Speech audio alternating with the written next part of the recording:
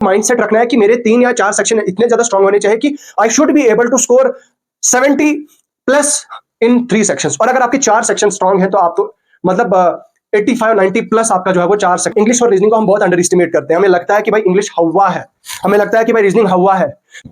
दोस्तों JKSSB VLW के exam को अभी 16 से 18 दिन बचे हैं जब मैं इस वीडियो को रिकॉर्ड कर रहा हूं, और 16-18 दिन पहले ही मैं आपको कट ऑफ की प्रिडिक्शन देने जा रहा हूं। आपका स्कोर किस रेंज में जा सकता है, कट ऑफ किस रेंज में जा सकता है, वो डिस्कस करने जा रहा हूं।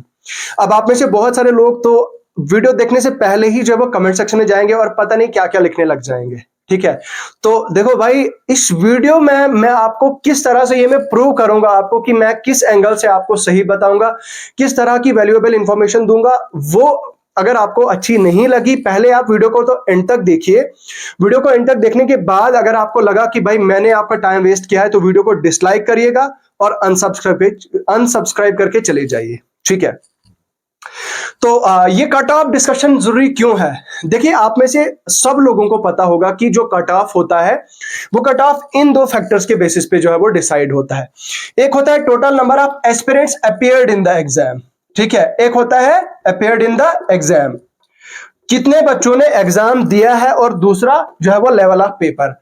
आपका पेपर का लेवल जो है वो बहुत ज्यादा इजी है तो कट ऑफ राइज करने के चांसेस होते हैं। आपके पेपर का लेवल थोड़ा लो था तो कट ऑफ हाई जाने के चांसेस रहते हैं। यही 2 फैक्टर्स होते हैं। तो आप तो जरूर ये बताओगे कि सर ना ही अभी कोई एग्जाम हुआ है, ना ही कोई एस्पिरेंट एग्जाम में बैठा है, तो आखिर ये कैसे आप जो है वो प्रिडिक्ट कर रहे हो और आप कैसे बता रहे हो कि आप किस रेंज में जो है वो स्कोर आपका होने जा रहा है, ठीक है। देखिए दोस्तों, इससे पहले मैंने एक स्ट्रेटेजी वीडियो आपके साथ शेयर की थी, 20-25 मिनट का वो वीडियो था। वीडियो काफी लंबा हुआ था, उसमें मैंने बहुत ज्यादा हार्श ट्रुथ और हार्श रियलिटी वाली बातें बताई थी, ठीक है। तो आज की इस वीडियो में भी बहुत ज्यादा इंपॉर्टेंट चीजें मैं आपके साथ डिस्कस करूंगा, टू द पॉइंट बात करूंगा, आपका टाइम वेस्ट नहीं करूंगा। आपसे रिक्वेस्ट करूंगा कि आप इस वीडियो को 2x पे देखें, 1.5x पे देखें, लेकिन वीडियो को पे आपकी हेल्प करने आया हूं आज। हेल्प किस एंगल से करने जा रहा हूं?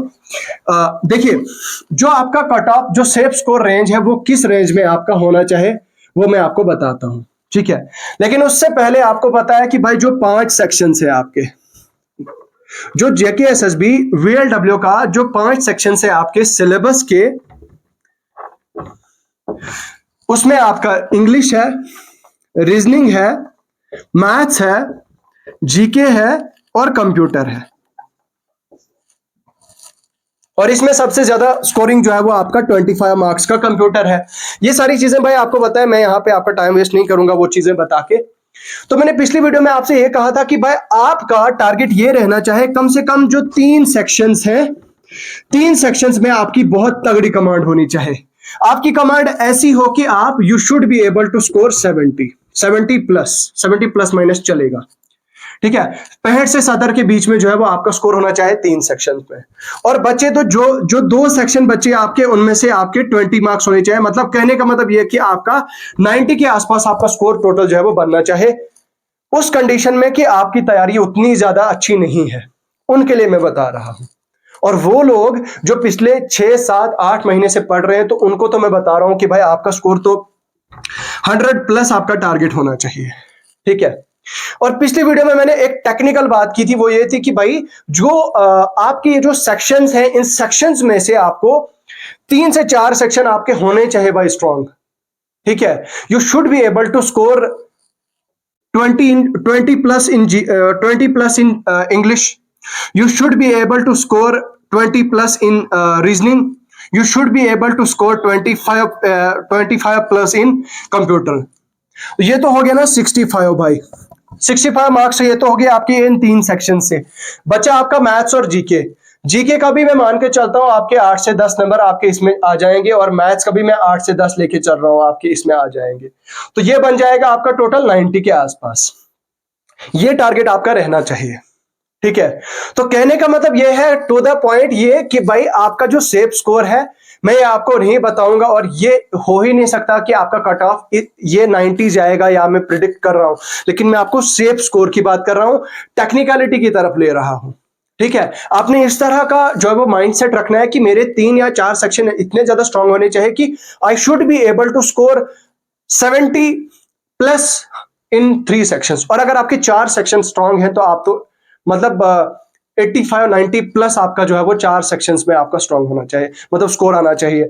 जैसे फॉर एग्जांपल मैं फॉर एग्जांपल मान के चाहता हूं मेरा इंग्लिश सबसे ज्यादा स्ट्रांग है, मेरा रीजनिंग सबसे ज्यादा स्ट्रांग है, मेरा मैथ्स बहुत अच्छा है और कंप्यूटर बहुत अच्छा है। जीके में हो सकता है भाई 24 में से मैं 15 ही लेके आऊं, लेकिन इन 4 सेक्शंस में से I should be able to score 90 अगर आपके 4 सेक्शंस बहुत ज्यादा तैयार हैं और बहुत ज्यादा स्ट्रांग है। और इसमें जब मैं 90 लाऊंगा तो जीके में भी अगर मेरे 10-12 आ जाएंगे तो मैं तो 100 प्लस स्कोर कर जाऊंगा। और ये मैं उन लोगों के लिए बता रहा हूं जिन लोगों ने पिछले 6 से 8 महीने से जो लगातार तैयारी कर रहे हैं। ठीक है। अब जो नॉर्मल जो है, जो 1-2-3 महीने से पढ़ रहे हैं और जिनका एप्टीट्यूड लेवल बहुत अच्छा है, नॉर्मल है, तो उनके लिए मैं ये चीज बता रहा हूं कि भाई कम से कम 3 सेक्शंस में तो you should be able to score between 65 to 70। 65 से 70 के बीच में आपका स्कोर आना चाहिए 3 सेक्शंस में। उसके बाद 2 सेक्शंस में मतलब खींच के ले जाओ तो 90 प्लस तो आपका हो जाना चाहिए। तो कहने का मतलब यह है कि जिस भी कैटेगरी के हो आप, चाहे आप ओपन मेरिट के हो, चाहे आप आरबीए हो, चाहे आप एससी हो, एसटी हो, ओएससी हो, पीएसपी हो, ठीक है। इसके अलावा और कौन सी कैटेगरी होती है? ईडब्ल्यूएस होती है। जो भी कैटेगरी के हो आप, जिस भी कैटेगरी से आप बिलोंग कर रहे हो, तो आप जो है वो आपका टारगेट होना चाहिए 90 प्लस आपका स्कोर होना चाहिए। ठीक है। रही बात फिर आपकी अटेम्प्टेशन की, तो भाई अटेम्प्टेशन के लिए मैं यही कहूंगा कि वहां पे एक एक क्वेश्चन जो है वो बहुत भारी पड़ता है और बहुत महंगा पड़ता है। ये मुझे रियलाइज हुआ इस बार के जेकेएएस प्रीलिम्स पेपर में। ठीक है। मुझे लगता है कि शायद 6-7 मार्क्स, अगर 6-7 नंबर अगर मेरे और आ जाते, यानी कि अगर मैंने मान के चलो 5 क्वेश्चंस मैंने अगर जेकेएएस के प्रीलिम्स में और किए होते तो शायद मेरा इन होता और मैं हो गया होता। और वही मतलब आप ये सुनो कि 5 से 6 नंबर का जो है वो गैप हो गया, और 5 से 6 नंबर के उसकी वजह से जो है वो I was not able to qualify JKS preliminary GS one. भाई सी सेट में तो I was able to score 106। खैर वो ये यहाँ पे मुद्दा वो मतलब की बात यहाँ पे डिस्कस करने का नहीं, लेकिन आपको समझाने का मतलब ये है कि भाई यहाँ पे जो है वो ये जो आप नेगेटिव मार्किंग करते हो ये बहुत ज्यादा महंगा पड़ता है।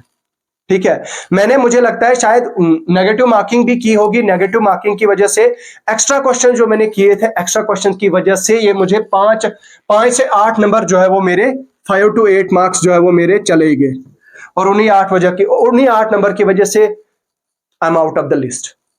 ठीक है। तो एक क्वेश्चन जो है वो एमसीक्यू आपके लिए भारी पड़ता है लास्ट के पेपर के दिन, इसलिए इस तरह की तैयारी करके जाना है। बाकी लास्ट 15 डेज की स्ट्रेटेजी क्या रहनी चाहिए उस पर मैंने ऑलरेडी आपको एक वीडियो बता दी है। वीडियो आप मेरे चैनल पे मिल जाएगा आपको, या फिर आपको वीडियो की डिस्क्रिप्शन में आपको लिंक दे दूंगा, वो वीडियो आप जरूर देखना, उससे बहुत बहुत ज्यादा आपकी हेल्प होने वाली है। ठीक है। तो बस यही है, ज्यादा आपका टाइम वेस्ट नहीं करूंगा। बस यही कहूंगा कि आप जो है वो दिन में अच्छा खासा टाइम दे। अगर आपको लगता है कि अब आप सब्जेक्ट्स को सेग्रीगेट करें, क्या जैसे कि इंग्लिश है, रीजनिंग है, मैथ्स है, जीके है, कंप्यूटर है। जो मैथ्स है, मैथ्स के टॉपिक मैं आपको टेलीग्राम चैनल पे शेयर कर दूंगा। वहां पे मैं आपको बता दूंगा कौन सा टॉपिक इंपॉर्टेंट है, कौन सा आपको पढ़ना ही पढ़ना है, और so that you should be able to score 8 to 10 marks. You should be able to get 8 to 10 marks in maths. ठीक है। वो मैं आपको टॉपिक्स अपने टेलीग्राम पे शेयर कर दूंगा। टेलीग्राम चैनल का लिंक वीडियो के डिस्क्रिप्शन में मिल जाएगा, अगर आप मेरी टेलीग्राम पे नहीं है तो वहां से देख लेना। अब रही बात आपके सब्जेक्ट्स की, तो भाई इंग्लिश का जो ग्रामर है, मैंने आपको पिछली वीडियो में भी कहा था, तभी वो वीडियो बहुत लंबी हुई थी। मैंने आपको कहा था इंग्लिश और रीजनिंग को हम बहुत अंडर एस्टिमेट करते हैं। हमें लगता है कि भाई इंग्लिश हवा है, हमें लगता है कि भाई रीजनिंग हवा है, लेकिन फिर वो हमारी हवा ही निकाल देता है। I am sorry to use this words, but ये फैक्ट है, ये जेन्युइन है, ये रियलिटी है। तो हमें लगता है कि भाई इंग्लिश और रीजनिंग तो कुछ भी नहीं है, भाई ये तो मैं कर लूंगा या कर लूंगी, लेकिन बाद में फिर 6, 8, 10 नंबर इधर से ही 10 नंबर मेरे मतलब उड़ गए होते हैं, आपके उड़ गए होते हैं, पता ही नहीं होता है।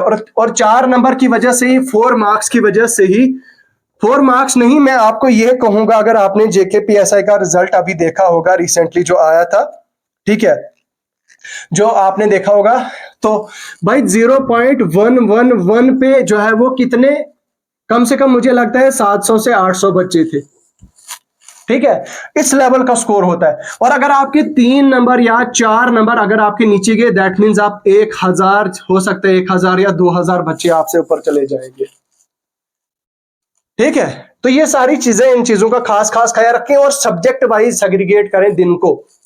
अब मान लीजिए फॉर एग्जांपल, मैं आपको लास्ट पे जाते जाते टाइम टेबल भी बता देता हूं आपका, कैसे आप जो है वो इसको अप्रोच कर सकते हैं। सबसे पहले मैं आपको रखता हूं आपके रीजनिंग को, उसके बाद मैं रखता हूं इंग्लिश को, उसके बाद रखता हूं मैं जीके जिसमें हमारा जेएनके भी आएगा, उसके बाद रखता हूं मैं कंप्यूटर को, उसके बाद रखता हूं मैं मैथ्स को। इंग्लिश को आपने, अगर आपकी इंग्लिश अच्छी है तो आपको इंग्लिश को डेली 2 घंटे देने हैं, 2 घंटे, सॉरी ये रीजनिंग है रीजनिंग को आपने कम से कम 3 घंटे देने हैं रोज के। इंग्लिश को भी आपने 2 घंटे रोज के देने हैं। ठीक है, और जीके को भी आपके रोज के 3 घंटे देने हैं।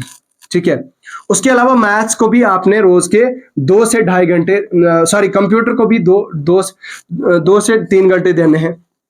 बाकी मैथ्स का भी वह 1 घंटा या 1.5 घंटा जो है वो 1 to 2 आवर्स। मैं उनको बता रहा हूं जिन्होंने मैथ्स कुछ पढ़ा ही नहीं, उनको बता रहा हूं 1 से 2 घंटे जो है वो मैथ्स को आपने देने हैं। कम से कम 12 घंटे 12 आवर्स आपकी इफेक्टिव स्टडी होनी चाहिए। ठीक है, कम से कम इतना तो आपका होना चाहिए, so that you should be able to score, then you would be able to score 90+। ठीक है, इस तरह की तगड़ी प्रिपरेशन करें। मुझे यहाँ पे जरूरत नहीं बताने की कि आपको किस तरह से क्या है, कैसे तैयारी करनी है, कैसे आपने इसको फॉलो करना है, वो मैंने आपको बता दिया है। लेकिन आपको ये टाइम जो है वो आपको मैंने बता दिया। बाकी ये वीडियो लंबी हुई है, इतनी ज्यादा लंबी नहीं होनी चाहिए थी, लेकिन जो चीजें इंपॉर्टेंट है आप सबके लिए वो जो है वो मैंने यहाँ पे शेयर कर दी। तो मैं उम्मीद करूंगा कि आपको थोड़ी सी भी वैल्यू मिली होगी मेरी वीडियो से, थोड़ा सा जो है वो कुछ सीखने को मिला होगा मेरी वीडियो से, और थोड़ी सी भी हेल्प अगर आपकी हुई है तो मेरे दोस्तों मेरी वीडियो को लाइक करें, उसी से हमारा हौसला बढ़ता है, लाइक्स जब सबसे ज्यादा मिलते हैं। और चैनल को सब्सक्राइब करें, वीडियो को शेयर करें यार, जितने भी दोस्त हैं आपके ग्रुप्स हैं, जहां पे भी जो भी आपका, शेयर कर दो। ठीक है, बाकी ऐसे ही बने रहें, अपना प्यार बरसाते रहें, कमेंट सेक्शन में भर दो, कमेंट सेक्शन जो लिखना है लिख दो। ठीक है, चलिए अभी के लिए फिलहाल इतना ही है, मुझे दीजिए इजाजत, खुदा हाफिज।